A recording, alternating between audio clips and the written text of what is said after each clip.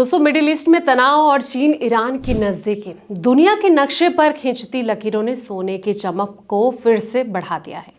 एक महीने के लो लेवल से सोने की रिकवरी इस बात का सबूत है कि जब जब दुनिया डरेगी तब तब गोल्ड चमकेगा। आखिर वो कौन से बड़े ग्लोबल कारण हैं जो कि सोने को गिरने नहीं दे रहे? देखिए हमारी एक खास रिपोर्ट। नमस्कार, मैं हूं आपके साथ संध्या बिष्ट और आप देख रहे हैं द इकोनॉमिक टाइम्स हिंदी। दोस्तों, अगर आप सोने चांदी की कीमतों पर नजर रखते हैं तो ये खबर आपके लिए काफी दिलचस्प होने वाली है। पिछले कुछ दिनों की गिरावट के बाद अब गोल्ड और सिल्वर दोनों में हल्की रिकवरी देखने को मिल रही है। इसकी सबसे बड़ी वजह है डॉलर का थोड़ा कमजोर होना। जी हाँ, जैसे कि अंतर्राष्ट्रीय बाजार में सोना फिर से चमकने लगा है। कहानी सिर्फ इतनी सीधी नहीं है दोस्तों।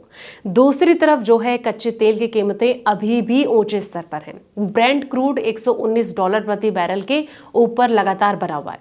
इसका सीधा जो असर है वो महंगाई पर पड़ रहा है। जब महंगाई बढ़ती है तो आमतौर पर लोग सोने को सुरक्षित निवेश यानी कि कहीं ना कहीं सेफ हेवन मानकर खरीदते हैं।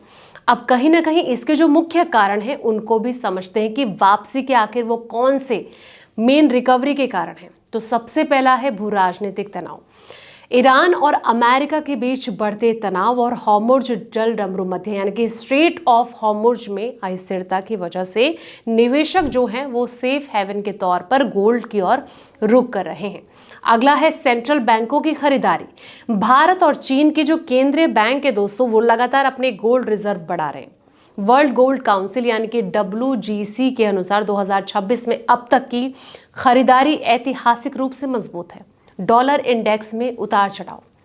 अमेरिकी डॉलर में हल्की कमजोरी ने सोने को अंतर्राष्ट्रीय बाजार यानी कि कॉमेक्स में $4,800 प्रति ओंस की ओर धकेल दिया है।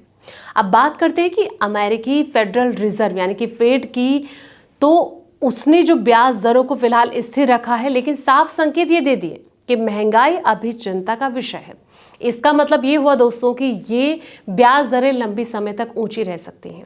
ऐसे माहौल में सोने की कीमतों में उतार चढ़ाव बना रह सकता है। और एक और दिलचस्प बात यह कि वर्ल्ड गोल्ड काउंसिल के अनुसार 2026 की पहली तिमाही में गोल्ड की जो मांग है वो 2% बढ़ी है। खास करके बार और कॉइन में निवेश बढ़ा है और सेंट्रल बैंक भी जो है वो लगातार गोल्ड खरीद रहे हैं। हालांकि ज्वेलरी की जो मांग है वो थोड़ी कमजोर नजर आ रही है। तो कुल मिलाकर अब क्या समझा जा सकता है, ये सवाल आना लाजमी है, क्योंकि अभी सोने चांदी में हल्की तेजी जरूर आई है, लेकिन बाजार में अनिश्चितता बनी हुई है। महंगाई, ब्याज दरें और ग्लोबल तनाव में ये तीनों जो बड़े फैक्टर हैं आगे भी कीमतों को इफेक्ट कर सकते रहे। हालांकि अगर आप लंबी अवधि यानी कि लॉन्ग टर्म के निवेशक हैं तो हर गिरावट पर थोड़ा थोड़ा सोना खरीदना एक समझदारी भरा कदम हो सकता है। 2026 के आखिरी तक कई बड़े ब्रोकरेज हाउस सोने को 5,200 से यानी कि करीब 1,65,000 के स्तर पर देख रहे हैं। और ऐसे में क्या लग रहा है कि सोना जो है, जो प्रेडिक्शन की जा रही है, वो कहां तक पहुंच सकता है? क्या सोना दगा देगा या फिर कहीं ना कहीं एक बार फिर से मार्केट में इसकी तेज रोशनी देखने को मिल सकती है? इस वीडियो में इतना ही। ऐसे तमाम वीडियोस के लिए आप देखते रहें द इकोनॉमिक टाइम्स हिंदी।